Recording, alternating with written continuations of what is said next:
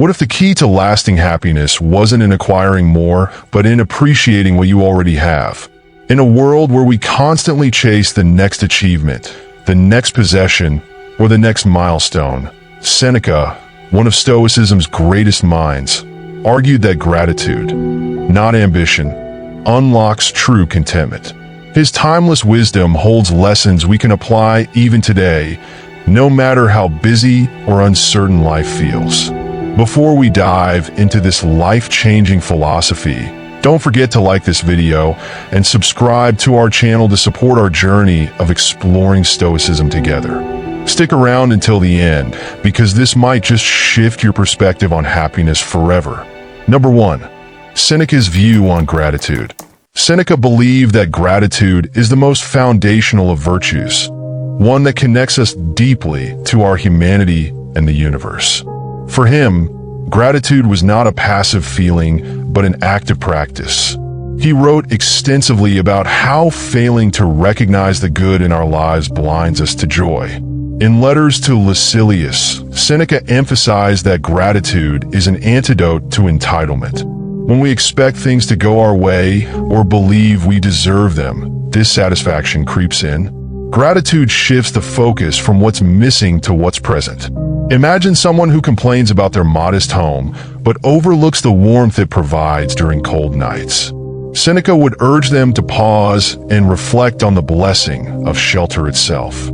Seneca also highlighted how gratitude aligns us with nature. Just as the sun rises and sets without asking for recognition, we too can find harmony by being thankful for life's natural flow. This perspective reminds us that life's gifts, like air, water, and companionship, are miracles we often take for granted. In practice, Seneca encouraged people to actively thank others, acknowledging their efforts openly. He believed that gratitude strengthens relationships and fosters mutual respect. For instance, thanking a friend for their support not only uplifts them, but also reminds us of the bond we share. Gratitude, for Seneca, wasn't just a feel-good practice. It was the cornerstone of a fulfilled life. By recognizing the gifts we already have, we free ourselves from unnecessary desires and the anxiety that comes with them. Number 2. Gratitude versus materialism. Seneca often critiqued materialism, arguing that our endless pursuit of possessions leads to misery rather than happiness. He pointed out that wealth and luxury, while enjoyable, can trap us in a cycle of wanting more, overshadowing the joy of what we already possess. He famously stated, "It is not the man who is too little, but the man who craves more that is poor." For example, consider someone who owns the latest gadgets but constantly feels the urge to upgrade. This chase keeps them dissatisfied, as they fail to appreciate the device they already have.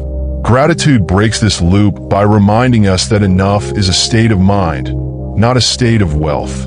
Seneca believed that material things are external and, therefore, beyond our control. Instead of pinning happiness on them, he suggested cultivating inner virtues like gratitude that can't be taken away.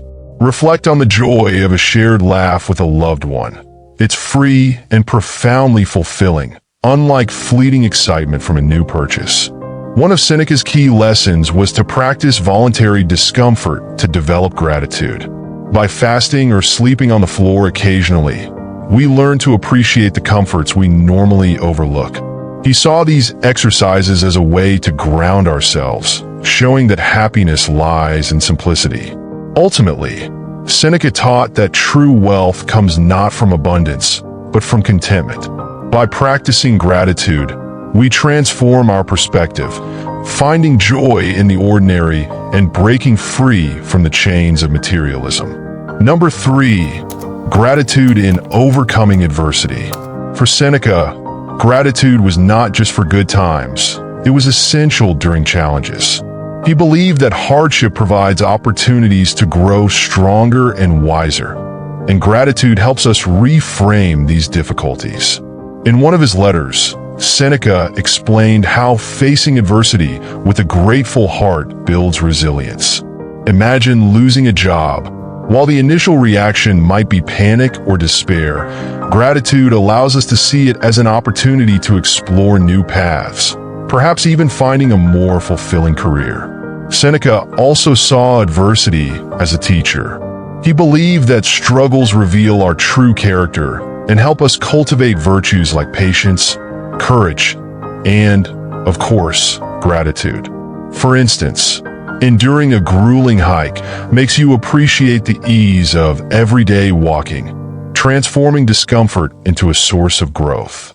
Gratitude, according to Seneca, also prevents bitterness. He warned that dwelling on misfortunes breeds resentment, which poisons the mind. By practicing gratitude even for small blessings, a sunny day, a kind word, we counteract negativity and maintain inner peace. Lastly, Seneca's philosophy teaches us to thank life for its trials. He saw them as necessary for personal evolution, urging us to be grateful not only for what we have, but also for what we endure. Gratitude, then, becomes a powerful tool for turning pain into purpose. Number 4, gratitude as a social virtue. Seneca emphasized that gratitude isn't just personal, it's deeply social. He believed that expressing gratitude strengthens relationships and fosters a sense of community. In his works, Seneca often discussed the reciprocal nature of gratitude. When we thank someone, it encourages them to continue acts of kindness, creating a virtuous cycle. For example, a simple thank you to a colleague can inspire them to help others, spreading goodwill in the workplace. Seneca warned against ingratitude, calling it a form of injustice. He believed that failing to acknowledge someone's kindness harms not only the relationship, but also our own character. Gratitude, on the other hand, nurtures humility and reminds us of our interconnectedness. He also viewed gratitude as a form of justice. For instance, if a mentor invests their time in guiding you, expressing gratitude is a way of repaying their effort, ensuring the bond remains strong. This balance of giving and receiving creates harmony in society. By practicing gratitude in our interactions, we build trust and deepen bonds. Seneca's philosophy teaches us that relationships thrive not on grand gestures, but on consistent acknowledgement of the good we share with others. Number 6, the power of perspective. Seneca believed that gratitude is deeply tied to our ability to shift perspectives. He taught that our mental framework determines whether we see life's events as burdens or blessings. For instance, imagine being stuck in traffic. The typical response might be frustration, but Seneca would urge us to see this as a moment to reflect, listen to music, or simply enjoy stillness. By reframing the situation, we can transform inconvenience into an opportunity for peace. Seneca emphasized that gratitude often arises when we compare our situation to worse scenarios. He wrote that even when things go wrong, they could always be worse. For example, if you sprain your ankle, gratitude reminds you it wasn't broken, allowing you to focus on recovery with a lighter heart. This perspective applies to relationships as well. Instead of dwelling on a partner's flaws, gratitude highlights their virtues, strengthening the bond. Seneca believed that appreciating people for who they are fosters healthier and more fulfilling connections. Ultimately, gratitude isn't about denying life's challenges, but seeing them through a lens that enriches rather than diminishes our experience. Seneca's philosophy invites us to continually adjust our focus, finding gratitude even in life's imperfections. Number 7, the practice of contentment. Seneca often linked gratitude with contentment, arguing that the two virtues are inseparable. For him, contentment wasn't about settling for less, but fully embracing the present moment. He believed that discontent arises from our tendency to compare ourselves to others. For instance, seeing a neighbor with a bigger house might spark envy, but gratitude reminds us to cherish the home that provides us with comfort and safety. By focusing on what we have, we shift from wanting more to appreciating enough. Seneca also encouraged contentment by embracing life's simplicity. He admired nature's balance and believed we could learn from it. Just as a tree thrives with sunlight, water, and soil, we too can thrive by valuing life's basics: food, shelter, and companionship. One of his key teachings was to let go of desires for things beyond our control. For example, longing for perfect weather during an event might lead to disappointment if it rains. Gratitude, however, finds joy in the event itself, regardless of the weather. By practicing contentment, we build resilience to life's uncertainties. Seneca saw gratitude as the foundation of this practice, helping us remain grounded and fulfilled no matter what comes our way. Number 8, the fear of loss. Seneca believed that much of human suffering stems from the fear of losing what we cherish. Gratitude, he argued, is a powerful remedy for this fear, allowing us to embrace life without anxiety. And on the shortness of life, Seneca reminds us that life itself is a gift, yet we often waste it worrying about its brevity. Instead of fearing death, he suggested being grateful for the time we have. Imagine cherishing every moment with loved ones rather than fearing their absence. This gratitude transforms fear into love. Seneca also taught that gratitude helps us detach from possessions. For example, instead of clinging to material items out of fear of losing them, gratitude lets us enjoy them while they last. A cherished heirloom becomes a source of joy, not anxiety, when we appreciate its presence without obsessing over its permanence. This perspective extends to relationships. Gratitude encourages us to value people while they're in our lives, rather than lamenting their potential departure. Seneca believed that this approach fosters deeper connections, free from possessiveness or fear. Ultimately, gratitude helps us accept the impermanence of life. By appreciating each moment as it comes, we free ourselves from the fear of loss and embrace life's fleeting beauty. Number 9, the shield against negativity. Seneca taught that gratitude serves as a powerful defense against negativity, helping us maintain a positive outlook even in difficult times. He believed that the human mind is naturally drawn to problems, often amplifying them. Gratitude counteracts this tendency by redirecting our focus to the good in our lives. For example, after a long and tiring day, instead of dwelling on exhaustion, gratitude reminds us of the accomplishments that made the effort worthwhile. Seneca also emphasized that gratitude prevents envy, one of the most corrosive emotions.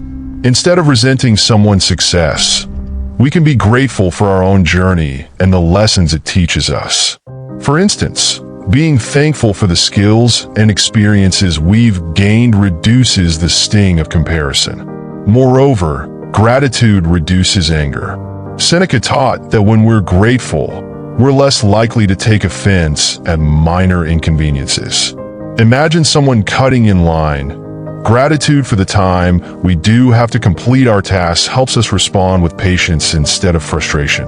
Gratitude also shields us from despair during setbacks. Seneca believed that recognizing even the smallest blessings, like a supportive friend or a sunny morning, restores hope and perspective.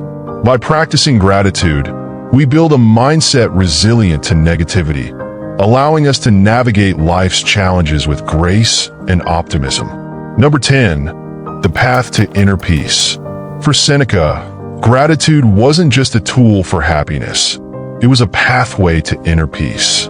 He believed that by fostering gratitude, we align ourselves with the natural order of life, achieving a state of calm and balance.